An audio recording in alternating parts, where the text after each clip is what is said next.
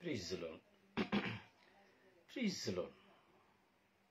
Praise the Lord. ಪಿತನಿಗೂ ಸುತನಿಗೂ ಮತ್ತು ಪವಿತ್ರ ಆತ್ಮರಿಗೂ ಮಹಿಮೆಯಾಗಲಿ. ಆದಿಯಲ್ಲಿದ್ದ ಹಾಗೆ ಈಗಲೂ ಯಾವಾಗಲೂ ಸದಾ ಕಾಲಕ್ಕೂ ಸ್ತೋತ್ರ ಉಂಟಾಗಲಿ. Praise the Lord. Praise the Lord.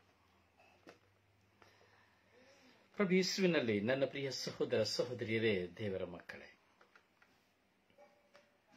ಪ್ರಭು ಯೇಸು ಕ್ರಿಸ್ತರ ಕೃಪಾಶೀರ್ವಾದವು, ದೇವರ ಪ್ರೀತಿಯು, ಪವಿತ್ರ ಆತ್ಮರ ಅನ್ಯೋನ್ಯತೆಯು ನಿಮ್ಮೆಲ್ಲರೊಡನೆ ಇರಲಿ. Praise the Lord. Praise the Lord. ಪ್ರಿಯರೇ, ಹೇಗಿದ್ದೀರಿ? ಊಟ ಮಾಡಿದ್ರಾ? ತಪಸ್ಸು ಕಾಲ, ಕೆಲವರು ಉಪವಾಸ ಇರಬಹುದು ಅಥವಾ ಉಪವಾಸ ಇಲ್ಲದೆ ಇರಬಹುದು. ಸಂತೋಷವಾಗಿದ್ದೀರಾ? ನೆಮ್ಮದಿಯಿಂದಿದ್ದೀರಾ? ನಗನಗ್ತಾ ಇದ್ದೀರಾ? ಎಷ್ಟು ಜನ ಹೇಳ್ಬೋದು, ಬ್ರದರ್ ಎಲ್ಲಿ ಬ್ರದರ್ ನಗು, ಎಲ್ಲಿ ಬ್ರದರ್ ಪೆಚ್ಚು ಮೊರೆ, ಕೆಲವರು ಇರಬಹುದು. ಪ್ರಿಯರೇ, ಸತ್ಯ ಒಂದೇ, ನಾವೆಲ್ಲರೂ ಚೆನ್ನಾಗಿರ್ಬೇಕೆಂಬುದಾಗಿಯೇ ದೇವರು ತನ್ನ ಪ್ರಿಯ ಪುತ್ರರಾದ ರಕ್ಷಕರಾದ ಪ್ರಭು ಯೇಸುವನ್ನು ನನಗಾಗಿ ನಮಗಾಗಿ ಕೊಟ್ಟರು. ನಾವೆಲ್ಲರೂ ಚೆನ್ನಾಗಿರ್ಬೇಕೆಂಬುದಾಗಿ. ನನ್ನ ಆನಂದವು ನಿಮ್ಮಲ್ಲಿ ತುಂಬಿ ತುಳುಕಬೇಕೆಂದು ನಾನು ಇದನ್ನೆಲ್ಲವನ್ನು ಹೇಳುತ್ತಾ ಇದ್ದೇನೆ. ನಾನು ಯಾವಾಗಲೂ ಚೆನ್ನಾಗಿರಬೇಕೆಂಬುದೇ ದೇವರ ಆಸೆ. ಅದಕ್ಕಾಗಿ ತಪಸ್ಸು ಕಾಲವನ್ನ ದೇವರು ನಿಯೋಜಿಸಿದರು. ಅಂದು ನಿಯೋಜಿಸಿದರು. 2000 ವರ್ಷದ ಹಿಂದೆ ಮೊದಲನೆಯ ಶತಮಾನದಲ್ಲಿ ದೇವರು ನಿಯೋಜಿಸಿದರು ಈ ತಪಸ್ಸು ಕಾಲವನ್ನ. ಆದರೆ ಅಂದು ದೇವರು ಆ ವರ್ಷದಲ್ಲಿ ನಿಯೋಜಿಸಿದ ತಪಸ್ಸು ಕಾಲದ ನಿಮಿತ್ತವಾಗಿ, ಪ್ರಭು ಯೇಸುವಿನ ಮರಣದ ನಿಮಿತ್ತವಾಗಿ, ಅಂದು ಧರ್ಮಸಭೆಯಲ್ಲಿ ಪ್ರಾರಂಭವಾದ ಪ್ರತಿ ವರ್ಷ ಸ್ಮರಣೆಯ ತಪಸ್ಸು ಕಾಲ ನಮ್ಮೆಲ್ಲರ ಮುಂದೆ ಇದೆ. ಎಲ್ಲರೂ ಎಣಿಸ್ಬೋದು, ಈ ತಪಸ್ಸು ಕಾಲ ತುಂಬಾ ಕಷ್ಟ. ಖಂಡಿತವಾಗಿ ತಪಸ್ಸು ಕಾಲ ಕಷ್ಟಕ್ಕಾಗಿ ಅಲ್ಲ, ಅಥವಾ ಉಪವಾಸ ಮಾಡಿ ತ್ಯಾಗ ಮಾಡಿ ಇರುವುದಕ್ಕಾಗಿ ಅಲ್ಲ, ಅಥವಾ 14 ಸ್ಥಳಗಳಲ್ಲಿ ಒಂದೊಂದು ಸ್ಥಳದಲ್ಲಿ ಹೋಗಿ ಅಯ್ಯೋ ಯೇಸು ಸತ್ತರು, ಅಯ್ಯೋ ಯೇಸು ಕಷ್ಟಪಟ್ಟರು ಎಂಬುದಾಗಿ ಬರೀ ಮನಸ್ಸಿನಲ್ಲಿ ಹೋರಾಟ ಮಾಡುವುದಕ್ಕಾಗಿ ಅಲ್ಲ ಈ ತಪಸ್ಸು ಕಾಲ. ಹೌದು, ಚಿಂತಿಸಬೇಕು, ಯೇಸು ನನಗಾಗಿ ಯಾತನೆ ಅನುಭವಿಸಿದ, ಆದರೆ ಬರೀ ಅದನ್ನು ಕುರಿತೇ ದುಃಖ ಪಡುತ್ತಾ ಶಿಲುಬೆ ಆದಿ ಮಾಡುತ್ತಾ ಮುಗಿಸುವುದಲ್ಲ ಈ ತಪಸ್ಸು ಕಾಲ. ಅಯ್ಯೋ ತಪಸ್ಸು ಕಾಲಪ್ಪ, ಪ್ರಾರ್ಥನೆ ಇರ್ಬೇಕಂತ ಬರೀ ಪ್ರಾರ್ಥನೆ ಮಾಡ್ತಾನೆ ಕೂತ್ಕೊಳ್ಳೋದೆಲ್ಲ ತಪಸ್ಸು ಕಾಲ. ಅರ್ಥಗಳಿದೆ, ಅದರ ಅರಿವನ್ನು ನಾವು ಮೂಡಿಸಿಕೊಳ್ಬೇಕು, ಸರಿಯಾದ ಅರಿವನ್ನು ಮೂಡಿಸಿಕೊಳ್ಬೇಕು. ತಪಸ್ಸು ಕಾಲ ಅಂದ್ರೆ ಏನು? ಪ್ರಿಯ ಸಹೋದರ ಸಹೋದರಿ, ನಾವು ನಮ್ಮ ಬದುಕಿನಲ್ಲಿ, ಇತಿಹಾಸದಲ್ಲಿ ಅನೇಕ ಗಣ್ಯ ವ್ಯಕ್ತಿಗಳನ್ನು ನಾವು ನೋಡುತ್ತೇವೆ. ಪ್ರಬಲವಾದ ಸಂತರುಗಳನ್ನು ನಾವು ನೋಡುತ್ತೇವೆ. ಪ್ರಬಲವಾದ ರಕ್ತಸಾಕ್ಷಿಗಳನ್ನು ನಾವು ನೋಡುತ್ತೇವೆ. ಹಾಗೂ ಪ್ರಬಲವಾದ ವಿಶ್ವಾಸಿಗಳ ರಕ್ತಸಾಕ್ಷಿಗಿಂತ, ಸಂತರ ಜೀವಿತಕ್ಕಿಂತ ಪ್ರಬಲವಾದ ವ್ಯಕ್ತಿಗಳು ಈ ಲೋಕದಲ್ಲಿ ಇದ್ದರು ಪ್ರಿಯರೇ. ಆದರೆ ಅದು ನಮ್ಮ ಕಣ್ಣಿಗೆ ಕಾಣಲಿಲ್ಲ ಅಷ್ಟೇ. ಸಂತರಿಗಿಂತ ಪ್ರಭಾವಶಾಲಿ, ರಕ್ತಸಾಕ್ಷಿಗಿಂತ ಪ್ರಭಾವಶಾಲಿ, ವಿಶ್ವಾಸಿಯಾಗಿ ಈ ಲೋಕದಲ್ಲಿ ಜನಿಸಿ ಜೀವಿಸಿ ಮರಣ ಹೊಂದಿದಂತಹ ಭಕ್ತ ವಿಶ್ವಾಸಿಗಳು ಈ ಲೋಕದಲ್ಲಿ ಇದ್ದರೂ ಇಂದಿಗೂ ಸಹ ಇದ್ದಾರೆ. ಅವರು ಬೆಳಕಿಗೆ ಬರದವರು. ಧರ್ಮಸಭೆಯಲ್ಲಿ ಎಲ್ಲರನ್ನು ಸಂತ ಎಂದು ಘೋಷಿಸಲಾಗುವುದಿಲ್ಲ. ಯಾರು ಸಂತರಾಗಬೇಕೆಂಬುದಾಗಿ, ಆ ಸಂತರಾಗಬೇಕು, ಸಂತರ ಪಟ್ಟವನ್ನು ಕೊಡಿ ಎಂಬುದಾಗಿ ಪೋಪ್ ಜಗದ್ಗಳ ಮೂಲಕವಾಗಿ ತೆಗೆದುಕೊಂಡು ಹೋಗಿ ಕೊಟ್ಟು ಒಂದು ಸಭೆಯನ್ನ ಪ್ರಾರಂಭಿಸಿದವರು, ಅಥವಾ ರಕ್ತಸಾಕ್ಷಿಯಾಗಿ ಅದು ಯಾವುದಾದ್ರೂ ಒಂದು ನಿದರ್ಶನವನ್ನ ಪೋಪ್ ಜಗದ್ಗುರುಗಳ ಮುಂದೆ ತೆಗೆದು ಹೋಗಿ ಕೊಟ್ಟು, ಅಥವಾ ಅವರ ಮೂಲಕವಾಗಿ ಒಂದು ಎರಡು ಯಾವುದಾದ್ರೂ ಒಂದು ವಿಸ್ಮಯ ಕಾರ್ಯ, ಒಂದು ಅದ್ಭುತ ಕಾರ್ಯನ ನಡೆದಂತ ಅದ್ಭುತ ಕಾರ್ಯವನ್ನ ಪೋಪ್ ಜಗದ್ಗುರುಗಳ ಮಧ್ಯೆ ತೆಗೆದುಕೊಂಡು ಹೋಗಿ ಕೊಡುವಾಗ ಅವರು ಆಲೋಚಿಸುತ್ತಾರೆ, ಚಿಂತಿಸುತ್ತಾರೆ. ಅವಾಗ ಏನು ಹೇಳ್ತಾರೆ? ಅವರನ್ನ ದೇವರು ಎಂಬುದಾಗಿ ಪೋಪ್ ಜಗದ್ಗುರು ಹೇಳುವುದಿಲ್ಲ, ಅವರನ್ನ ಶಿಲೆಯಿಟ್ಟು ಪ್ರಾರ್ಥಿಸಿ ಎಂಬುದಾಗಿ ಪೋಪ್ ಜಗದ್ಗುರು ಹೇಳುವುದಿಲ್ಲ, ಅಥವಾ ಅವರು ಪರಿಶುದ್ಧರು ಎಂಬುದಾಗಿ ಪೋಪ್ ಜಗದ್ಗುರು ಹೇಳುವುದಿಲ್ಲ. ಇದು ಸರಿಯಾಗಿ ಅರ್ಥ ಮಾಡಿಕೊಳ್ಬೇಕು. ಇವರು ಪರಿಶುದ್ಧರು ಎಂಬುದಾಗಿ ಪೋಪ್ ಜಗದ್ಗುರು ಹೇಳುವುದಿಲ್ಲ, ಇವರು ಪಾಪ ಮಾಡಿಲ್ಲ ಎಂಬುದಾಗಿ ಪೋಪ್ ಜಗದ್ಗುರು ಹೇಳುವುದಿಲ್ಲ.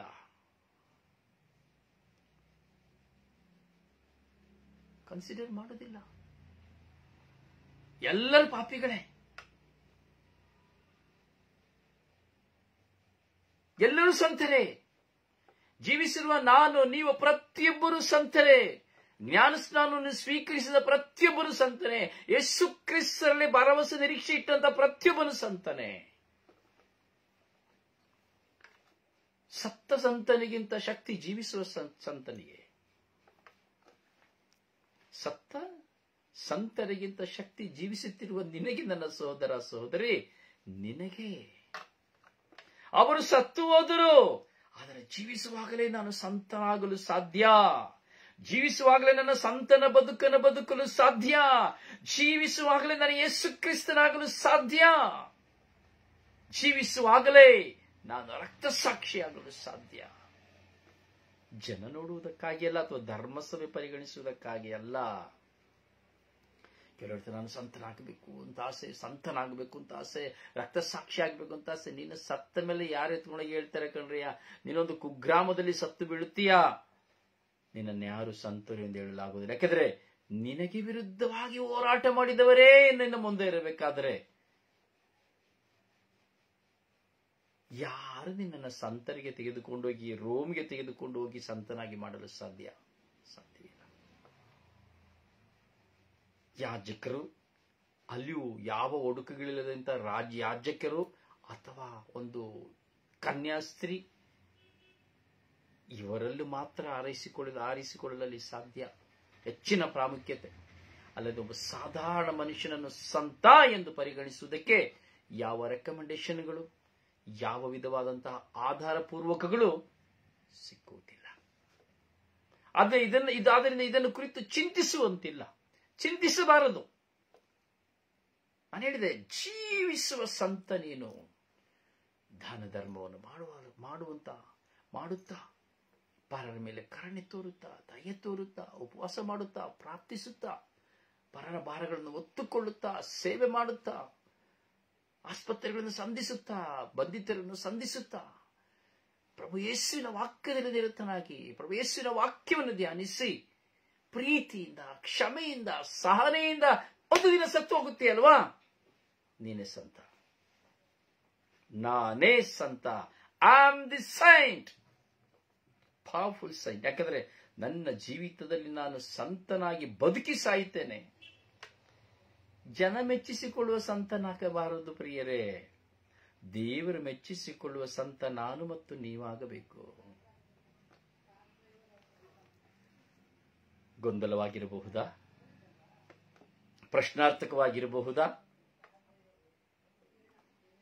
ಗೊಂದಲವೂ ಬೇಡ, ಪ್ರಶ್ನಾರ್ಥಕವೂ ಬೇಡ.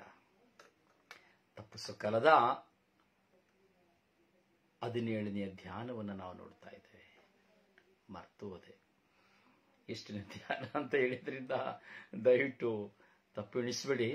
ನಾನು ಇದರಲ್ಲಿ ಹಾಕ್ತೇನೆ, ಸೆಷನ್ ಲಿಂಕ್ ಹಾಕ್ಬೇಕಾದ್ರೆ ಎಷ್ಟನೇ ಧ್ಯಾನ ಎಂಬುದಾಗಿ ಹಾಕ್ತೇನೆ. ಎಣಿಕೆ ಎಲ್ಲ ಮುಖ್ಯ. ಆದರೂ ಒಂದೊಂದು ದಿನಗಳು ಕಳೆಯುತ್ತಾ ಇಷ್ಟು ದಿನವಾಯಿತು ಅಂದರೆ, ಈ ಇಷ್ಟು ದಿನವಾದರೂ ನನ್ನ ಜೀವನದಲ್ಲಿ ಬದಲಾವಣೆ ಇದೆಯಾ? ಈ 15, 16, 17 ಅಂತ ಹೇಳ್ತಾ ಇದ್ದೀರಿ. ಇಷ್ಟು 17 ದಿನಗಳು ಕಳೆದರೂ ನಾನು ನಿಜವಾಗಿಯೂ ಬದಲಾವಣೆ ಆಗಿದ್ದೇನೆಯಾ? ನನ್ನನ್ನು ಪರಿವರ್ತಿಸಿಕೊಂಡಿದ್ದೇನೆಯಾ? ಈ ಪ್ರಶ್ನಾರ್ಥಕ ಚಿಹ್ನೆ ನನ್ನ ಮತ್ತು ನಿಮ್ಮ ಹೃದಯದಲ್ಲಿ ಬರಬೇಕು. ಅಯ್ಯೋ ಏನೋ ಬ್ರದರ್ಗೆ ಏನಪ್ಪ ಕೆಲಸ, ಬೆಳಗ್ಗೆ ಎದ್ದ ತಕ್ಷಣ ಸುಪ್ರಭಾತ ಅಂತೆ, ಬೆಳಗ್ಗೆ ಎದ್ದ ತಕ್ಷಣ 1 ಗಂಟೆ ಧ್ಯಾನ ಅಂತೆ, ತಿರ್ಗಾದ ಚಿಂತನೆ ಅಂತೆ, ತಿರ್ಗಾ ಡಿವೈನ್ ಮರ್ಸಿ ಅಂತೆ, ತಿರ್ಗಾ ಸ್ವರ್ಗೀಯ ಮನ್ನ ಅಂತೆ, ತಿರ್ಗಾ ಸಾಂಖ್ಯರಾದ್ರೆ ಜಪ್ಸರ ಅಂತೆ. ಆಯ ಮನುಷ್ಯನಿಗೆ ಅದೇ ಕೆಲಸ, ಬೇರೆ ಅಂದ್ರೆ ಕೆಲಸ ಇದೆಯಾ? ಈ ಮನುಷ್ಯ ಹಾಕಿದೆಲ್ಲ ನೋಡ್ತಾ ಇರಕ್ಕಾಗ್ತದ? ಇದು ನನ್ನ ಹುಚ್ಚುತನ, ಇದು ನನ್ನ ಹುಚ್ಚುತನ. ಜನ ಮೆಚ್ಚಿಸಿಕೊಳ್ಳುವುದಕ್ಕಾಗಿ ಅಲ್ಲ. ಜನ ಮೆಚ್ಚಿಸಿಕೊಳ್ಳುವುದಕ್ಕಾದ್ರೆ ಒಳ್ಳೆ ಡ್ಯಾನ್ಸ್ ಅನ್ನು ಹಾಕುತ್ತಾ, ಅಥವಾ ಒಂದು ಒಳ್ಳೆಯ ಚಿತ್ರಣವನ್ನು ಹಾಕುತ್ತಾ, ಕಾಮಿಡಿ ಮಾಡುತ್ತಾ, ಬೇಡವಾದವುಗಳನ್ನ, ವಿಸ್ಮಯವಾದವುಗಳನ್ನ, ಒಂದು ಹೆಣ್ಣನ್ನ ಹೀಗೆ ಉಪಯೋಗಿಸುತ್ತಾ ಜನ ಮೆಚ್ಚಿಸಿಕೊಳ್ಳಲು ಮಾಡಬಹುದು. ಇದು ಜನ ಮೆಚ್ಚಿಸಿಕೊಳ್ಳುವುದಕ್ಕಾಗಿ ಅಲ್ಲ, ಜನರಿಂದ ಶಾಲೊದಿಸಿಕೊಳ್ಳುವುದಕ್ಕಾಗಿ ಅಲ್ಲ, ಅಥವಾ ನನ್ನನ್ನು ಹೊಗಳುವುದಕ್ಕಾಗಿ ಅಲ್ಲ, ನನ್ನ ದೇವರ ಮಹಿಮೆಗಾಗಿ, ಹುಚ್ಚನಾಗಿ. ಪ್ರಿಯ, ನಾವು ದೇವರ ಮುಂದೆ, ಯೇಸುವಿನ ಮುಂದೆ ನಾವು ಹುಚ್ಚರಾಗಬೇಕು. ಅದೇ ನೀನು ಸಂತರ ಜೀವನಕ್ಕೆ ಒಂದು ಸೂತ್ರ, ಹುಚ್ಚನಾಗಬೇಕು. ಇಷ್ಟೆಲ್ಲ ಮಾಡುವುದರಿಂದ ನನಗೇನು ಲಾಭ? ಕೆಲಸ ನನಗೆ ಒಂದು ಪ್ರಶ್ನೆ ಬರ್ತದೆ, ಅಯ್ಯೋ ನನ್ಗೇನು ತಲೆ ಕೆಟ್ಟೋಗಿದೆಯಾ? ಬೆಳಿಗ್ಗೆ ಎದ್ದ ತಕ್ಷಣ ಬರೀ 4:15 ಗಂಟೆಗೆ ಎದ್ದು ಕೂತ್ಕೊಂಡಿದ್ದೀನಲ್ಲ, ಮಾಡ್ತಿದ್ದೀನಲ್ಲ. ರೀಡಿಂಗ್ ಅಂತ, ಕನ್ನಡ ರೀಡಿಂಗ್ ಅಂತೆ, ಇಂಗ್ಲಿಷ್ ರೀಡಿಂಗ್ ಅಂತೆ, ಕೊಂಕಣಿ ರೀಡಿಂಗ್ ಅಂತೆ, ಅದರ ಮಧ್ಯೆ ಈ ದಿನದ ಪ್ರಾರ್ಥನೆ ಅಂತೆ, ಒಂದು ಚಿಕ್ಕ ವಾಚನವಂತೆ. ಯಾಕೆ ಮಾಡಬೇಕು? ಎಣಿಸ್ತೇನೆ, ಅಯ್ಯೋ ಕೆಲವು ಸರಿ ಮನಸ್ಸು ತುಂಬಾ ಭಾರ ಆಗುವಾಗ ಇದೆಲ್ಲ ಬಿಟ್ಟುಬಿಟ್ರೆ ಸಹ ಇದರಿಂದ ಏನು ಪ್ರಯೋಜನ ಇಲ್ಲ ನನಗೆ, ಯಾಕೆ ಮಾಡಬೇಕು? ಮತ್ತೆ ನನ್ನಲ್ಲಿ ಬಂದಿದೆ, ಪ್ರಶ್ನೆ ಬಂದಿದೆ, ನಾನು ನೇರವಾಗಿ ನಿಮಗೆ ಹೇಳ್ತಾ ಇದ್ದೇನೆ. ಆದರೂ ಬಿಡಲಾಗುವುದಿಲ್ಲ. ಕಾರಣ ಯಾಕೆ? ಅದು ದೈವ ಪದ್ಧತಿ, ದೈವರು ನಿಯೋಜಿಸಿದಂಥ ಪದ್ಧತಿ. ಹುಚ್ಚನೇ ಸರಿ, ನಾವು ಹುಚ್ಚ ಎಂಬುದಾಗಿ ಸಂತ ಪೌಲರು ಹೇಳುತ್ತಾರೆ. ಮನುಷ್ಯನ ಮುಂದೆ ನಾನು ಹುಚ್ಚನಾಗಬೇಕು, ನಿನ್ನ ಕುಟುಂಬದ ಮುಂದೆ ನೀನು ಹುಚ್ಚನಾಗಬೇಕು, ನೀನು ಹುಚ್ಚಳಾಗಬೇಕು.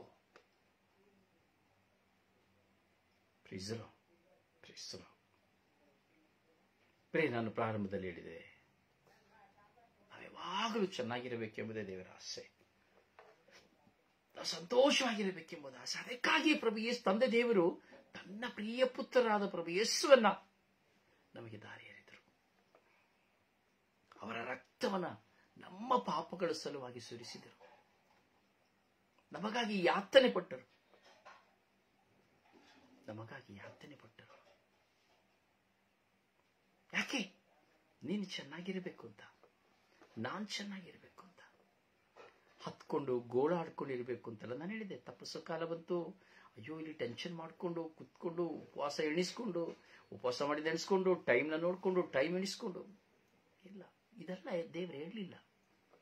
ಅದು ನಮ್ಮ ವೈಯಕ್ತಿಕವಾದ ಸ್ಯಾಕ್ರಿಫೈಸ್, ಅದು ನಿಮ್ಮ ವೈಯಕ್ತಿಕವಾದ ಸ್ಯಾಕ್ರಿಫೈಸ್ ಅಷ್ಟೇ. ಸಾಧ್ಯವೋ? ನಿಮಗೆ ಸಾಧ್ಯ. ಸಾಧ್ಯವಿಲ್ಲವೋ? ಆದರೆ ಜನ ಮೆಚ್ಚಿಸಿಕೊಳ್ಳುವುದಕ್ಕಾಗಿ, ಏನೋ ಪಡೆದುಕೊಳ್ಳುತ್ತೇನೆ ಎಂಬುದಕ್ಕಾಗಿ ಅಲ್ಲ. ತ್ಯಾಗ, ದಟ್ ಇಸ್ ಸಾಕ್ರಿಫೈಸ್ ಅಷ್ಟೇ, ಬೇರೆ ಏನೂ ಇಲ್ಲ. ನಾನಿದನ್ನೆಲ್ಲ ಮಾಡಿ, ಉಪವಾಸ ಮಾಡಿ, ಏನೇನೋ ಮಾಡಿ, ನನ್ನ ಬಾಯಿಂದ ಹೊರಡುವ ಮಾತುಗಳು ಅಶುದ್ಧವಾದರೆ ಏನು ಪ್ರಯೋಜನ? ನನ್ನ ಮನಸ್ಸಿಂದ ಬಾರುವ ಚಿಂತನೆಗಳು ಅಶುದ್ಧವಿದ್ದರೆ ಏನು ಪ್ರಯೋಜನ? ನನ್ನ ಕಣ್ಣುಗಳ ನೋಟಗಳು ಅಶುದ್ಧವಾದರೆ ಏನು ಪ್ರಯೋಜನ? ನನ್ನ ಕ್ರಿಯೆಗಳಲ್ಲಿ ಅಶುದ್ಧವಿದ್ದರೆ ಏನು ಪ್ರಯೋಜನ? ಏನು ಪ್ರಯೋಜನವಿಲ್ಲ. ಪ್ರಭು ಹೇಳಲಿಲ್ಲ. ಇದನ್ನು ನಾವು ಮಾಡ್ತಾ ಇದ್ದೇವೆ. ಇದನ್ನು ನಾವು ಸಹ ಯಾಕೆ ಮಾಡ್ತಾ ಇದ್ದೇವೆ? ಯಾಕೆ? ನನಗೂ ಸಹ ಒಂದು ಒಳಿತಾಗುತ್ತದೆ ಎಂಬ ವಿಶ್ವಾಸದಲ್ಲಿ ಒಬ್ಬೊಬ್ಬರು ಸಹ ಉಪವಾಸ, ಪ್ರಾರ್ಥನೆ, ತ್ಯಾಗಮಯ ಜೀವಿತದಲ್ಲಿ ಹೋಗ್ತಾ ಇದ್ದಾರೆ. ಆದರೆ ಕೇವಲ ಈ 40 ದಿನಗಳಿಗೆ ಇದು ಸೀಮಿತವಾಗುವುದರಲ್ಲಿ ಏನೂ ಪ್ರಯೋಜನವಿಲ್ಲ, ಏನೂ ಪ್ರಯೋಜನವಿಲ್ಲ. ನಾನು ಬದಲಾವಣೆ ಆಗಬೇಕು, ನನ್ನ ಮಾತು ಬದಲಾವಣೆ ಆಗಬೇಕು, ನನ್ನ ದೃಷ್ಟಿ ಬದಲಾವಣೆ ಆಗಬೇಕು. ನಾ ನಡೆದು ಹೋದ ಮಾರ್ಗವು ಕಲ್ಲು ಮುಳ್ಳುವೆ, ಹೌದಲ್ಲ?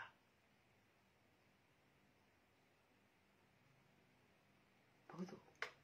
ನಾ ನಡೆದು ಹೋದ ಮಾರ್ಗವು ಕಳ್ಳುಗುಡ್ಡೆಯೇ, ನಾ ನಡೆದು ಬಂದ ಮಾರ್ಗವು ಮುಳ್ಳು ಬೇಲಿಯೇ, ನಡೆಯಲಾಗದು ಯೇಸುವೆ ನಡೆಯಲಾಗದು, ನಡೆಯಲಾರೆನು ಯೇಸುವೆ ನಡೆಯಲಾರೆನು, ಸಹಿಸಿಕೊಳ್ಳಿರಿ ನನ್ನ ಸಹಿಸಿಕೊಳ್ಳಿರಿ, ಸಹಿಸಿಕೊಳ್ಳಿರಿ ನನ್ನ ಹಿಡಿದುಕೊಳ್ಳಿರಿ, ನಾ ನಡೆದು ಹೋದ ಮಾರ್ಗವು ಕಲ್ಲುಗುಡ್ಡವೇ, ನಾ ನಡೆದು ಬಂದ ಮಾರ್ಗವು ಮುಳ್ಳು ಬೇಲಿಯೇ.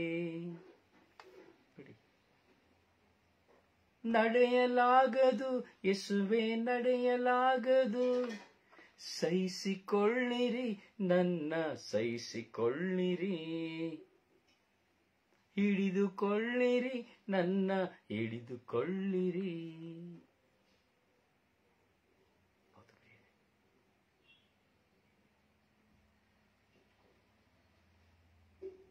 ಬೇರೆ ನನ್ನನ್ನ ನಾನು ಬದಲಾಯಿಸಿಕೊಳ್ಳುವುದೇ ತಪಸ್ಸು ಕಾಲ. ನಾನು ಹೇಳಿದೆ, ಕುತ್ಕೊಂಡು ಬರೀ ಯಾತನೆನ ನೆನೆಸಿ ನೆನೆಸಿ ನೆನೆಸಿ ಹೀಗೆ ಸತ್ತರು ಯೇಸು, ಹೀಗೆ ಸತ್ತರು ಯೇಸು, ಭಾರದಲ್ಲಿ ಕುತ್ಕೊಂಡು ಏನು ಪ್ರಯೋಜನವಿಲ್ಲ. ಯೇಸು ಸತ್ತಾಯಿತು. ಆ ಚಿಂತನೆಯನ್ನು ನೀನು ಚಿಂತೆ ಮಾಡಿ ಏನು ಪ್ರಯೋಜನ ಇಲ್ಲ. ಅದಕ್ಕೆ ಪ್ರತಿಯಾಗಿ ನಾನು ನೀನು ಮಾಡಬೇಕಾಗಿರೋದು, ನನ್ನ ಒಂದೊಂದು ಯೇಸುವಿನ ಮೇಲೆ ಬಿದ್ದಂತ ಒಂದೊಂದು ಚಾವಟಿ ಏಟು ನನ್ನ ಪಾಪ, ನನ್ನ ಯೇಸುವಿನ ಮೇಲೆ ಬಿದ್ದಂತ ಒಂದೊಂದು ಚಾಟಿ ಏಟು ನನ್ನ ದ್ರೋಹ, ನನ್ನ ಯೇಸುವಿನ ಮುಖದ ಮೇಲೆ ಉಗುಳಿದ ಒಂದೊಂದು ಉಗುಳು ಸಹ ನನ್ನ ವಂಚನೆ, ನನ್ನ ಯೇಸುವಿನ ಶಿರಸಿನ ಮೇಲೆ ಇಟ್ಟ ಮುಳ್ಳಿನ ಒಂದೊಂದು ಮುಳ್ಳುಗಳು ನಾನೇ ಕಾರಣ, ನನ್ನ ಅಕ್ರಮಗಳೇ ಕಾರಣ.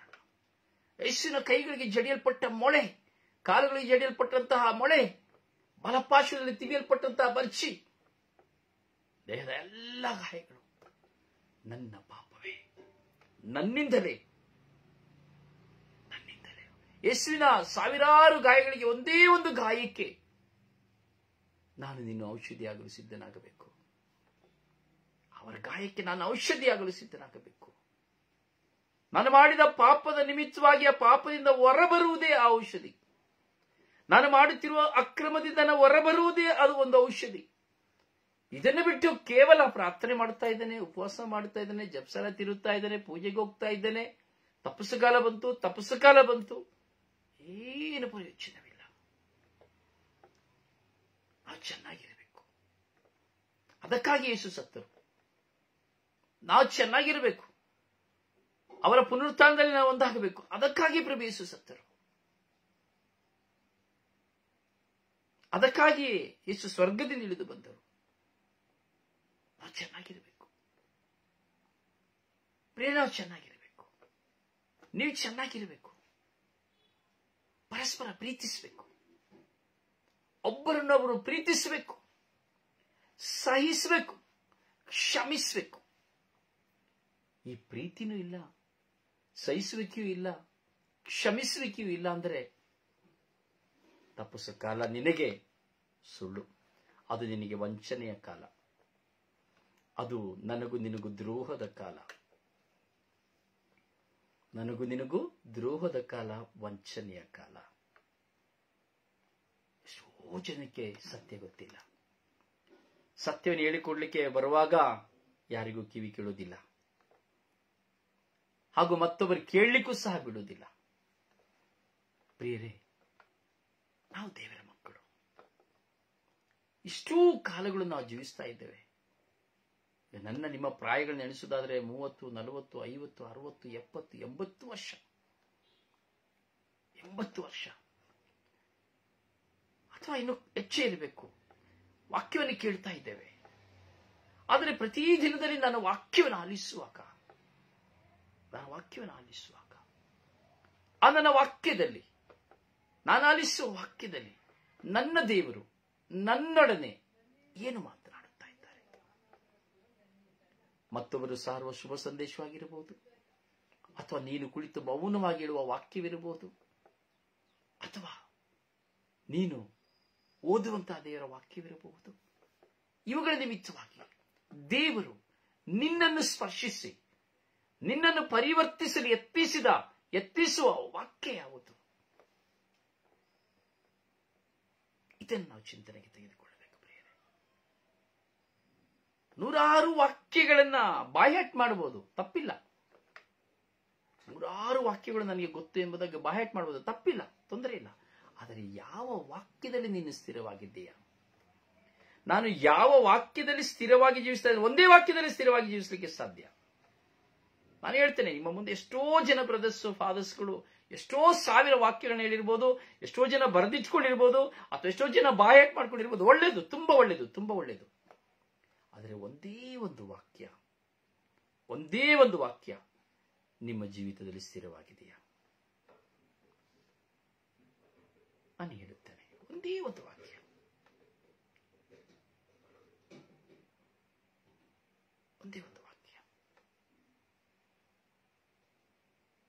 ಆದರೆ ನನ್ನ ಮನಸ್ಸಿನಲ್ಲಿರೋದು 3 ವಾಕ್ಯ. ಒಂದು, ನಿಜವಾಗಿ ದೇವರನ್ನು ಪ್ರೀತಿಸುತ್ತಾ ಇದ್ದೀಯಾ? ನಂಬರ್ 1. ಎರಡನೆಯದು, ನಿಜವಾಗಿ ನೀನು ನಿನ್ನ ಕುಟುಂಬವನ್ನು ಪ್ರೀತಿಸುತ್ತಾ ಇದೆಯಾ? ಮೂರನೆಯದು, ನಿಜವಾಗಿಯೂ ನಿನ್ನ ನೆರೆಯವನನ್ನು ನೀನು ಪ್ರೀತಿಸುತ್ತಾ ಇದ್ದೀಯಾ? ಸಾವಿರಾರು ವಾಕ್ಯ, ನೂರಾರು ವಾಕ್ಯ ನಿನ್ನಲ್ಲಿ ಇರಬಹುದು. ಆದರೆ ಈ 3 ವಾಕ್ಯ, ಒಂದೇ ವಾಕ್ಯದಲ್ಲಿ ಅಡಕವಾಗಿರುವಂತಹ ವಾಕ್ಯ, ನಿನ್ನಂತೆಯೇ ಪರರನ್ನು ಪ್ರೀತಿಸುತ್ತಾ ಇದೆಯಾ? ಒಂದು ವಾಕ್ಯ ನಿನ್ನಲ್ಲಿ ಸ್ಥಿರತೆ ಇದೆಯಾ? ಒಂದೇ ಒಂದು ವಾಕ್ಯ. ಇಲ್ಲ, ಸುಳ್ಳು ಇಲ್ಲ. ಹೀಗಿರುವಾಗ ನಿನ್ನ ನೂರಾರು ವಾಕ್ಯ, ಸಾವಿರಾರು ವಾಕ್ಯ ಏನು ಮಾಡುವುದಕ್ಕೆ? ಜೀವವಿಲ್ಲದ ವಾಕ್ಯ ಪ್ರಯೋಜನವಿಲ್ಲ. ಉಪ್ಪಿಲ್ಲದೆ ಉಪ್ಪು ಸಪ್ಪೆಯಾದರೆ ಏನು ಮಾಡಲಿಕ್ಕೆ? ಹಾಗೆ ಉಪ್ಪು ಸಪ್ಪೆಯಾದಂತೆ ನಿನ್ನಲ್ಲಿ ನೂರಾರು ಇರುವಂತಹ ವಾಕ್ಯಗಳು ಸಪ್ಪೆಯಾದರೆ ಏನು ಪ್ರಯೋಜನ? ಏನು ಪ್ರಯೋಜನವಿಲ್ಲ. ಪ್ರಿಯ ಸಹೋದರನೇ, ಸಹೋದರಿಯೇ, ಚಿಕ್ಕದಾಗಿ ಚೊಕ್ಕದಾಗಿ ತಪಸ್ಸು ಕಾಲವನ್ನು ನಾವು ಚಿಂತಿಸಿಕೊಳ್ಬೇಕು, ದೊಡ್ಡದಾಗಿ ಅಲ್ಲ. ಈ 43 ದಿನದಲ್ಲಿ 43 ಚಿಂತನೆಗಳನ್ನು ಇಟ್ಟುಕೊಂಡ್ರೆ ಸಾಕು. ಇವತ್ತು ನೋಡಿ, ದೇವರು ಹೇಳ್ತಾರೆ, ರೀಡಿಂಗ್ ಅನ್ನು ನಾವು ನೋಡುವುದಾದ್ರೆ, ಇವತ್ತು ದೇವರು ಹೇಳ್ತಾರೆ, ಏನು ಹೇಳ್ತಾರೆ? 10 ಆಜ್ಞೆಗಳನ್ನು ಕುರಿತು ನಮಗೆ ಹೇಳ್ತಾ ಇದ್ದಾರೆ. ನಿನ್ನ ನಿಜವಾದ ಏಕ ದೇವರನ್ನು ಆರಾಧಿಸು. ಆರಾಧಿಸ್ತಾ ಇದ್ದೇವಾ? ಯೋಚನೆ ಮಾಡಬೇಕು, ಸುಮ್ಮನೆ ಇಲ್ಲ. ದೇವರ ನಾಮವನ್ನು ವ್ಯರ್ಥವಾಗಿ ಉಚ್ಚರಿಸಬೇಡ. ಹೌದಾ? ದೇವರ ದಿನವನ್ನು ಪವಿತ್ರವಾಗಿ ಆಚರಿಸು. ಹೌದಾ? ನಿನ್ನ ತಂದೆ ತಾಯಿಗಳನ್ನು ಗೌರವಿಸು. ಹೌದಾ? ಸುಳ್ಳು ಹೇಳಬೇಡ, ಸುಳ್ಳು ಸಾಕ್ಷಿ ಹೇಳಬೇಡ. ಹೌದಾ? ಕದಿಯಬೇಡ. ಹೌದಾ? ವ್ಯಭಿಚಾರ ಮಾಡಬೇಡ. ಹೌದಾ? ವ್ಯಭಿಚಾರಕ್ಕೆ ಆಸೆ ಪಡಬೇಡ. ಪರರ ವಸ್ತುಗಳಿಗೆ ಆಸೆ ಪಡಬೇಡ. 10 ಆಜ್ಞೆಗಳು. ಯೋಚನೆ ಮಾಡಿ ನೋಡಿ, ಈ 10 ಆಜ್ಞೆಗಳು ಸಹ ನಿಜವಾಗಿಯೂ ನನ್ನ ಜೀವಿತದಲ್ಲಿ ಪಾಲಿಸ್ತಾ ಇದ್ದೇನಾ? ನಿಜವಾಗಿ ನಾನು ಪಾಲಿಸ್ತಾ ಇದ್ದೇನಾ?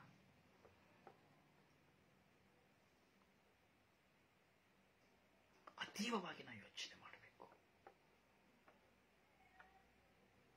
ಪ್ರಿಯ ಸಹೋದರನೇ, ಸಹೋದರಿಯೇ, ನಾವು ನಾಳೆಯಿಂದ ಚಿಂತಿಸ್ತೇವೆ. 10 ಆಜ್ಞೆಗಳನ್ನು ಕುರಿತು ನಾವು ಚಿಂತಿಸ್ತೇವೆ. ಚಿಕ್ಕದಾಗಿ ಚೊಕ್ಕದಾಗಿ ಚಿಂತಿಸಲಿಕ್ಕೆ ಹೋಗ್ತೇವೆ. ನಿಜವಾಗಿಯೂ ಇದು ನಮ್ಮ ಜೀವಿತದಲ್ಲಿ ಈ 10 ಆಜ್ಞೆಗಳು ಇದೆಯಾ? ಈ 10 ಆಜ್ಞೆಗಳನ್ನು ನಾನು ನಿಜವಾಗಿಯೂ ಪಾಲಿಸ್ತಾ ಇದ್ದೇನಾ? ತಪಸ್ಸು ಕಾಲದ ಧ್ಯಾನವಾಗಿ ಚಿಂತಿಸುವ. ಪ್ರಿಯ, ನಾವು ಚೆನ್ನಾಗಿರಬೇಕು, ನಾವು ಆಶೀರ್ವಾದವಾಗಿರಬೇಕು, ದೇವರ ಕೃಪೆಯಿಂದ ತುಂಬಿದವರಾಗಿರಬೇಕು. ಇದೇ ದೇವರ ಚಿತ್ತ. ಆದರೆ ನಾನು ಚೆನ್ನಾಗಿದ್ದೇನೆ ಎಂಬುದಾಗಿ ಲೌಕಿಕವಾಗಿ ಪ್ರಾಪಂಚಿಕವಾಗಿಯೂ ಸಹ ಯಾವ ಮನುಷ್ಯನಲ್ಲಿ ಹೇಳಲಿಕ್ಕೆ ಸಾಧ್ಯವಿಲ್ಲ. ಕುಡಿಯುವವನು ಕುಡಿಯುವುದರಲ್ಲೇ, ತಿನ್ನುವವನು ತಿನ್ನುವುದರಲ್ಲೇ, ತನ್ನ ಕಾರ್ಯ ಕೆಲಸಗಳನ್ನು ಮಾಡುವವನು ಅದರಲ್ಲಿಯೇ, ಮದುವೆ ಮಾಡಿಕೊಡುತ್ತಾ, ಮದುವೆ ಮಾಡಿಸಿಕೊಳ್ಳುತ್ತಾ, ಔತಣಗಳನ್ನು ಮಾಡುತ್ತಾ, ಪ್ರಾಪಂಚಿಕವಾದ ಸುಖಭೋಗಗಳಲ್ಲಿ ವಿಲಾಸವಾಗುತ್ತಾ, ಬದಲಾವಣೆಯೇ ಇಲ್ಲದೆ ಜೀವಿಸುವಂತಹ ಕಾಲವಾಗಿ ಹೋಗಿದೆ. ಸೈತಾನನು ನಮ್ಮನ್ನು ಸಂಪೂರ್ಣವಾಗಿ ಬಂಧಿಸಿ ತನ್ನ ಅಸ್ತಿತ್ವದಲ್ಲಿ ಹಿಡಿದುಕೊಳ್ಳಲು ನಮ್ಮನ್ನು ಬೇಟೆಯಾಡುತ್ತಾ ಇದ್ದಾನೆ. ಇಲ್ಲ, ಕುಟುಂಬದಲ್ಲಿ ಹೋದರೆ ನನಗೆ ಸಂತೋಷವಿಲ್ಲ, ಹೊರಗೆ ಹೋದ್ರೆ ಸಂತೋಷ, ಪ್ರಾರ್ಥನೆ ಮಾಡದೇ ಇದ್ರೆ ಸಂತೋಷ. ನೋಡಿ, ಪ್ರಾರ್ಥನೆಗೆ ಹೋಗ್ತೇವೆ, 5 ನಿಮಿಷ, 10 ನಿಮಿಷ, 15 ನಿಮಿಷ ಪ್ರಾರ್ಥನೆ ಮಾಡ್ತೇವೆ. ಕೆಲವರು ಗಂಟೆಗಟ್ಟಲೆ ಮಾಡ್ತಾರೆ, ಇಲ್ಲ ಅಂತ ನಾನು ಖಂಡಿತವಾಗಿ ಹೇಳುವುದಿಲ್ಲ. ಇದ್ದಾರೆ ವಿಶ್ವಾಸಿ. ನಾನು ಹೇಳಿದೆ, ಇವತ್ತು ದೊಡ್ಡ ವಿಶ್ವಾಸಿಗಳು ಈ ಲೋಕದಲ್ಲಿದ್ದಾರೆ.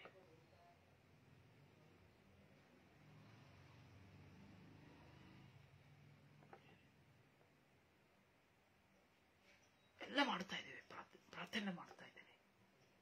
ಆದರೆ ಇನ್ನೆಷ್ಟು ಜನರು ನಾನು ನೋಡ್ತೇವೆ, ಮೊಬೈಲ್ನಲ್ಲಿ ಗಂಟೆಗಳ ಕಾಲ ಕಳೆಯುತ್ತಾರೆ.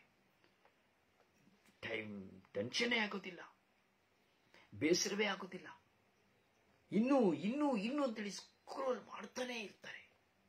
ಫೇಸ್ಬುಕ್, ಯೂಟ್ಯೂಬ್, ಮೊಬೈಲ್ ಸ್ಕ್ರೋಲ್ ಮಾಡ್ತಾನೆ ಇರ್ತಾರೆ. ಬೇಸರನೇ ಆಗೋದಿಲ್ಲ. ಯಾರಾದ್ರೂ ಬಂದ್ಬಿಟ್ರು ಕಷ್ಟ, ಅಯ್ಯೋ ಬಂದ್ಬಿಟ್ರಲ್ಲ ಅಂದ್ಬಿಟ್ಟಾಗಿ. ಆದರೆ ಅದೇ ಪ್ರಾರ್ಥನೆಗೆ ಒಂದು 10 ನಿಮಿಷ ಕುಳಿತುಕೊಂಡ್ಬಿಟ್ರೆ, ದೇವಾಲಯದಲ್ಲಿ ಬಲಿಪೂಜೆಗೆ ಹೋಗಿ ಒಂದು ಅರ್ಧ ಗಂಟೆ 1 ಗಂಟೆ ಆಗ್ತಾ ಇರುವಾಗೇನೆ, ಅಥವಾ ಅಲ್ಲಿ ಪ್ರಾರ್ಥನೆ ಬಲಿಪೂಜೆಯಲ್ಲಿ ಕುತ್ಕೊಳ್ಳುವಾಗ ನಾವು ನೋಡ್ತೇವೆ, ಬರೀ ದೇಹ ಮಾತ್ರ ಅಲ್ಲಿ ಇರ್ತದೆ, ಮನಸ್ಸು ಎಲ್ಲೆಲ್ಲಿಯೂ ಕದರಿ ಹೋಗ್ತದೆ. ಏಕಾಗ್ರತೆ ಎಂಬುದೇ ಇರುವುದಿಲ್ಲ. ಸ್ವಲ್ಪ ಕ್ಷಣಗಳು, ಸ್ವಲ್ಪ ಸಮಯಗಳು ಮಾತ್ರ. ಆದರೆ ಮೊಬೈಲ್ನಲ್ಲಿ ಕುಳಿತುಕೊಳ್ಳುವಾಗ ಎಂತಹ ಏಕಾಗ್ರತೆ! ಯಾರನ್ನು ಕುರಿತು ಯೋಚನೆ ಮಾಡುವುದಿಲ್ಲ, ಯಾವುದನ್ನು ಕುರಿತು ಯೋಚನೆ ಬರುವುದಿಲ್ಲ, ಯಾವ ಕಾರ್ಯವನ್ನು ಕುರಿತು ಚಿಂತೆ ಮಾಡುವುದಿಲ್ಲ, ಹಸಿವು ಸಹ ಬರುವುದಿಲ್ಲ. ಹಸಿವಾಗುತ್ತದೆ ಎಂಬುದಾದ್ರೂ ಸಹ ಇರಲಿ, ಆಮೇಲೆ ಮಾಡುವ, ಇದು ನೋಡಿ ಮುಗಿಸಿದ ಮೇಲೆ ಮಾಡುವ, ಆಮೇಲೆ ಮಾಡುವ. ನಿದ್ರೆ ಬರುತ್ತದೆ ಎಂಬುದಾದ್ರೂ ಸಹ ಇರಲಿ, ಮಲಗುವ, ಇನ್ನು ಸ್ವಲ್ಪ ಹೊತ್ತು, ಇನ್ನು ಸ್ವಲ್ಪ ಹೊತ್ತು. ಕಣ್ಣು ಹೇಳುತ್ತದೆ, ನನ್ನ ಕೈಲಿ ಆಗುವುದಿಲ್ಲ, ನನ್ನ ಕೈಲಿ ಆಗುದಿಲ್ಲ ಅಂತೇಳಿ ಕಣ್ಣು ತಾನೇ ಮುಚ್ಚಿಕೊಳ್ಳುವಾಗ ಮಾತ್ರ ಮೊಬೈಲ್ನ ಕೆಳಗೆ ಇಡುತ್ತೇವೆ. ಆದರೆ ಪ್ರಾರ್ಥನೆ ಮಾಡುವಾಗ ಸಾಧ್ಯವಾಗುವುದಿಲ್ಲ. ಸತ್ಯವಿತ್ತು. ನೋಡಿ, ನಾಚಿಕೆ ಪಡುವಂತಹ ವಿಷಯಗಳಿದೆ. ಎಷ್ಟೋ ಜನ ದೇವಾಲಯದಲ್ಲಿ ಕುತ್ಕೊಂಡು ಮೊಬೈಲ್ನ ಉಪಯೋಗಿಸ್ತಾರೆ, ಪಾಪನಿವೆ ಉಪಯೋಗಿಸ್ತಾರೆ. ಹೌದು ಪ್ರಿಯ ಸಹೋದರನೇ, ಸಹೋದರಿ, ಈ ಆಧ್ಯಾತ್ಮಿಕತೆ ಎಲ್ಲವನ್ನ ನಾಶ ಮಾಡುತ್ತಾ ಇದೆ ಈ ಒಂದು ಮೊಬೈಲ್. ಕನ್ಯಾಸ್ತ್ರೀಯರ ಕೈಗಳಲ್ಲಿ ನೋಡಿ, ಯಾಚಕರ ಕೈಗಳಲ್ಲಿ ನೋಡಿ, ನನ್ನ ಕೈಯಲ್ಲಿ ನೋಡಿ, ನಿಮ್ಮ ಯಾವುದಕ್ಕಾಗಿ ನಾವು ಉಪಯೋಗಿಸ್ತಾ ಇದ್ದೇವೆ? ಸೈತಾನ ನಮ್ಮನ್ನು ಮರಳು ಮಾಡುತ್ತಾ ಇದ್ದಾನೆ. ದೇವರಡಿಗೆ ಹೋಗದಂತೆ ಮರಳು ಮಾಡಲು ಬಂದಂತಹ ಒಂದು ಸಾಧನವಾಗಿದೆ ಈ ಮೊಬೈಲ್ ನೆಟ್ವರ್ಕ್. ದೇವರಿಂದ ನಮ್ಮನ್ನು ದೂರ ಮಾಡಲು ಬಂದಂತಹ ಒಂದು ದೊಡ್ಡ ಸಾಧನವಾಗಿದೆ ಈ ಮೊಬೈಲ್ ನೆಟ್ವರ್ಕ್. ಇನ್ನು ಸ್ವಲ್ಪ ಕಾಲ ಪ್ರಿಯರೇ, ನೋಡಿ, ನೀವೇ ನೋಡ್ತಾ ಇರ್ತೀರಿ, ಈ ಮೊಬೈಲ್ನ ಮೂಲಕವಾಗಿ ನಡೆಯುವಂತಹ ಘಟನೆಗಳು ಎಷ್ಟು ದುರ್ಘಟನೆಗಳಾಗಿರುತ್ತದೆ ಎಂಬುದಾಗಿ. ಬರುವ ಕಾಲಗಳಲ್ಲಿ ಮೊಬೈಲ್ಗಳು ತಾನಾಗಿ ತಾನೇ ಸಿಡಿದು ಸಾಯುವಂತಹ ಕಾಲಗಳು ಬರುತ್ತದೆ. ಆ ಮೊಬೈಲ್ ಮೂಲಕವಾಗಿ ದೊಡ್ಡ ಮಾರಕ ರೋಗವು ಮನುಷ್ಯನನ್ನು ವ್ಯಾಪಿಸುವಂತೆ ಮಾಡುತ್ತದೆ. ಆ ಮೊಬೈಲ್ನ ಮೂಲಕವಾಗಿ ಅನೇಕ ಪಾಪಗಳು ಉಲ್ಪಣವಾಗುತ್ತದೆ. ಈಗಾಗಲೇ ನೋಡ್ತೀವಿ, ಈ ಮೊಬೈಲ್ನ ಮೂಲಕವಾಗಿ ಅನೇಕ ಕೊಲೆಗಳು, ದರೋಡೆಗಳು ಪ್ರಾರಂಭವಾಗಿದೆ. ಹೌದು ನನ್ನ ಸಹೋದರನೇ, ಸಹೋದರಿ, ಒಳಿತಿಗಾಗಿ ಎಂಬುದಾಗಿ ಮನುಷ್ಯ ಕಂಡುಹಿಡಿದರೂ ಸಹ ಇವತ್ತು ಕೆಡುಕಿಗಾಗಿಯೇ ಸಂಪೂರ್ಣ ದುರುಪಯೋಗವಾಗ್ತಾ ಇದೆ. ಒಬ್ಬ ಮನುಷ್ಯನ ಸಮಯ, ಕೆಲಸ ಮಾಡುವ, ದುಡಿಯುವ ಸಮಯವೆಲ್ಲವೂ ವ್ಯರ್ಥವಾಗುತ್ತಾ ಇದೆ. ತನ್ನ ಪತಿ ಪತ್ನಿಗೆ ಕೊಡುವ, ಮಕ್ಕಳಿಗೆ, ಎತ್ತವರಿಗೆ ಕೊಡುವ ಸಮಯಗಳೆಲ್ಲವೂ ವ್ಯರ್ಥವಾಗುತ್ತಾ ಇದೆ. ಊಟವಿಲ್ಲದೆ ಇರಬಹುದು, ಮೊಬೈಲ್ ಇಲ್ಲದೆ ಇರಲಿಕ್ಕೆ ಸಾಧ್ಯವಾಗುತ್ತಾ ಇಲ್ಲ ಮನುಷ್ಯನಿಗೆ. ಪ್ರಾರ್ಥಿಸುವವನ ಕೈಯಲ್ಲಿಯೂ ಬಂದು ಹೋಯಿತು.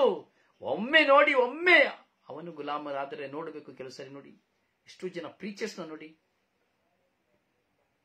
ಅಲ್ಲಿ ಕುಳಿತುಕೊಂಡಿರ್ತಾರೆ, ಮೊಬೈಲ್ ಇಟ್ಕೊಂಡು ತಿರುಗಿಸ್ತಾ ಇರ್ತಾರೆ. ಎಷ್ಟೋ ಜನ ಯಾಜಕರನ್ನ ನೋಡಿ ಮೊಬೈಲ್ ಇಟ್ಕೊಂಡು ತಿರುಗಿಸ್ತಾ ಇರ್ತಾರೆ. ಎಷ್ಟೋ ಜನ ಪಾಸ್ಟರ್ಸ್ನ, ಸಭಾಪಾಲಕರನ್ನ ನೋಡಿ ಮೊಬೈಲ್ ಇಟ್ಕೊಂಡು ತಿರುಗಿಸ್ತಾ ಇರ್ತಾರೆ. ಸಾಧ್ಯವಾಗುತ್ತಾ ಇಲ್ಲ. ಮೊಬೈಲ್ನ ಬಿಟ್ಟಿರಲಿಕ್ಕೆ ಸಾಧ್ಯವಾಗುತ್ತಾ ಇಲ್ಲ. ಹಾಗೆ ಮನುಷ್ಯ ಪಾಪವನ್ನು ಬಿಟ್ಟಿರಲಿಕ್ಕೆ ಸಾಧ್ಯವಾಗ್ತಾ ಇಲ್ಲ. ನಾನು ನೀವು ಪಾಪವನ್ನು ಬಿಟ್ಟಿರಲಿಕ್ಕೆ ಸಾಧ್ಯವಾಗ್ತಾ ಇಲ್ಲ. ಒಂದಲ್ಲ ಒಂದು ವಿಧದಲ್ಲಿ ಸೈತಾನನು ನನ್ನನ್ನು ನಿಮ್ಮನ್ನು ಬಂಧಿಸಲಿಕ್ಕೆ ಪ್ರಯತ್ನಿಸುತ್ತಾ ಇದ್ದಾನೆ. ಎಡೆಯೆತ್ತಿ ಸರ್ಪದಂತೆ ಎಡೆಯೆತ್ತಿ ನಮ್ಮನ್ನ ಒಡೆಯಲು ಕಾಯುತ್ತಾ ಇದ್ದಾನೆ. ನಮಗಿರುವ ಸಂತೋಷವನ್ನು ನಾಶ ಮಾಡಲು ಯತ್ನಿಸುತ್ತಾ ಇದ್ದಾನೆ. ನಾವು ಚೆನ್ನಾಗಿರುವುದು ಅವನಿಗೆ ಇಷ್ಟವಿಲ್ಲ. ಆದ ಕಾರಣ ನಮ್ಮನ್ನು ನಾಶ ಮಾಡಲು, ನಮ್ಮ ಕುಟುಂಬವನ್ನು ನಾಶ ಮಾಡಲು ಯತ್ನಿಸುತ್ತಾ ಇದ್ದಾನೆ. ದೇವರನ್ನು ನಮ್ಮನ್ನು ದೂರ ಮಾಡುತ್ತಾ ಇದ್ದಾನೆ. ಪ್ರಿಯ ಸಹೋದರ ಸಹೋದರಿ, ನಾವು ತುಂಬಾ ಆಳವಾಗಿ ಯೋಚಿಸಬೇಕು. ಇಲ್ಲಿ ಯಾವ ಡಿನಾಮಿನೇಷನ್ ಇಲ್ಲ. ವಿಶ್ವಾಸದ ಮುಂದೆ ನೀನು ಯಾವ ಸಭೆ, ಆ ಸಭೆ, ಈ ಸಭೆ ಖಂಡಿತ ಇಲ್ಲವೇ ಇಲ್ಲ. ಯಾಜಕ, ಕನ್ಯಾಸ್ತ್ರೀ, ಪಾಸ್ಟ್ರು, ಸಭಾಪಾಲಕ, ಶುಭ ಸಂದೇಶ ಸಾರುವ, ಇದೆಲ್ಲ ವಿಶ್ವಾಸಿ ಅಂದಮೇಲೆ ವಿಶ್ವಾಸಿ ಅಷ್ಟೇನೆ. ಇದೆಲ್ಲ ಧರ್ಮಸಭೆಯಲ್ಲಿ ಅಥವಾ ಲೋಕದಲ್ಲಿ ಒಂದೊಂದು ಈ ಸ್ಥಾನಗಳನ್ನ ಕೊಟ್ಕೊಂಡಿರೋದು ಅಷ್ಟೇನೆ. ದೇವರ ಮುಂದೆ ಯಾವ ಯಾಜಕ, ಯಾವ ಪಾಸ್ಟರ್, ಯಾವ ಸಭಾಪಾಲಕ, ಯಾವ ಶುಭ ಸಂದೇಶ ಸಾರುವವ, ಯಾವ ಪ್ರಾರ್ಥಿಸುವವ, ಯಾವ ಧರ್ಮಾಧ್ಯಕ್ಷ, ಪೋಪ್, ಯಾವುದೂ ಇಲ್ಲ, ಯಾರು ಇಲ್ಲ. ಎಲ್ಲರೂ ಒಂದೇ, ಎಲ್ಲರೂ ಒಂದೇ. ವಿಶ್ವಾಸಿಯಾಗಿ ಜೀವಿಸಬೇಕು. ನಾನು ಹೇಳಿದೆ, ನೀನು ದೇವರನ್ನ ಪ್ರೀತಿಸುತ್ತೀಯಾ? ನಂಬರ್ 1. ನಿನ್ನ ಕುಟುಂಬವನ್ನು ಪ್ರೀತಿಸುತ್ತೀಯಾ? ನಂಬರ್ 2. ನಿನ್ನ ನೆರೆಯವರನ್ನು ಪ್ರೀತಿಸುತ್ತೀಯಾ? ನಂಬರ್ 3. ಇದೇ ನೀನು ಕಲಿಯಬೇಕಾಗಿರುವಂತಹ ಪಾಠ. ಇದುವೇ ಜೀವನ ಪರ್ಯಂತ ನೀನು ಗ್ರಹಿಸಬೇಕಾಗಿರುವಂತಹ ವಾಕ್ಯ. ಈ ವಾಕ್ಯದ ಮುಂದೆ ಬೇರೆ ಯಾವ ವಾಕ್ಯವೂ ಇಲ್ಲ. ವಾಕ್ಯಗಳಿದೆ, ಆದರೆ ಇದುವೇ ಸತ್ಯವಾದ ವಾಕ್ಯ. ಈ 3 ವಾಕ್ಯಗಳಲ್ಲಿ, ಅದೇ ನಿನ್ನಂತೆಯೇ ಪರರನ್ನು ಪ್ರೀತಿಸಿ ಎಂದು ಹೇಳಿದಂತಹ ಒಂದೇ ವಾಕ್ಯದಲ್ಲಿ ಇಡೀ ಜಗತ್ತಿನಲ್ಲಿ ನೀನು ವಿಶ್ವಾಸಿಯಾಗಲು, ಸಂತನಾಗಲು, ರಕ್ತಸಾಕ್ಷಿಯಾಗಲು, ಸ್ವರ್ಗ ರಾಜ್ಯವನ್ನು ಸೇರಲು ಸಾಧ್ಯ. ಬೇರೆ ಯಾವ ವಾಕ್ಯದಿಂದ ಅಲ್ಲ. ಆಲಿಸಿ, ಧ್ಯಾನಿಸಿ, ಪಾಲಿಸಿ ಹಾಗೂ ಪರರಿಗೆ ಶೇರ್ ಮಾಡಿ. ದೇವರು ನಿಮ್ಮನ್ನು ಆಶೀರ್ವದಿಸಲಿ. ನಿಮಗಾಗಿ ಪ್ರಾರ್ಥಿಸುವ ನಿಮ್ಮ ಸೇವಕ ಬ್ರದರ್ ರೋಸಾರಿಯೋ ಪಾಡೋವರ. ಪ್ರೀಸ್ ಲಾರ್ಡ್.